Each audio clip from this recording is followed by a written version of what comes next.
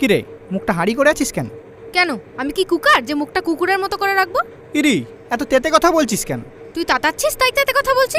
যা বাবা, রান্না করতে গেলে তাপ দিতে হবে না? হ্যাঁ, সে তো দিতেই হবে। দিন দিন ওই কুকারের প্রতি তোর আগুন দ্বিগুণ হয়ে যাচ্ছে কিনা? মোটেও না, কুকার অনেক তাড়াতাড়ি রান্না করে, তাই তাপও কম দিতে হয়, মানে গ্যাসও কম পোড়ায়। মানে আমি কি বেশি গ্যাস পোড়াই? হ্যাঁ, শুধু গ্যাস কেন, ভাতও পোড়াস। আর ওই কুকার যে প্রায় গলা গলা ভাত করে, তার বেলা? আরে গলা ভাত তাও খাওয়া যায়, জলা ভাত কে খাবে? মুখে গরম খুন্তি বসিয়ে দেবো। সেটাও আমাকেই গরম করে দিতে হবে। চাপ!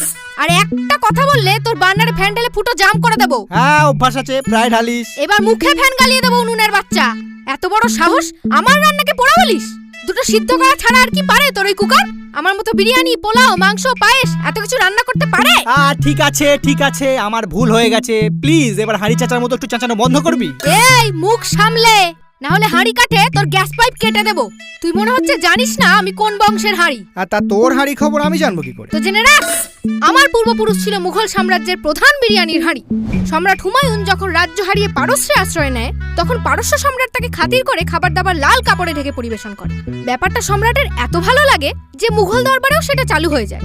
আর প্রথম যে হাঁড়িকে লাল কাপড় পরানো হয় সেই ছিল আমার দাদুর দাদুর দাদুর দাদুর দাদু। তারপর তো বংশানুক্রমে কেউ হয়েছে রসের হাঁড়ি, কেউ হয়েছে মিষ্টির হাঁড়ি, কেউ বা হয়েছে শখের শিল্পী হাঁড়ি, কেউ বা বাজানোর হাঁড়ি। তো এমন বংশের যে হাঁড়ি আমি, তার সঙ্গে তুই ওই সামান্য কুকারের তুলনা করছিস? ওফ, এ তো হাঁড়ি নিয়ে বড্ড বাড়াবাড়ি শুরু করেছে। আমি তো বুঝতে পারছি না কুকারের প্রতি তোর এত জেলাসি কেন? আমি তো তাওয়া, কড়া, সসপ্যান, ডেকচি সবাইকেই তাপ দিই। হ্যাঁ, কিন্তু সবাই তো আর তোকে দেখে নির্লজ্জ বাটির মতো সিটি মারে না। আরে ও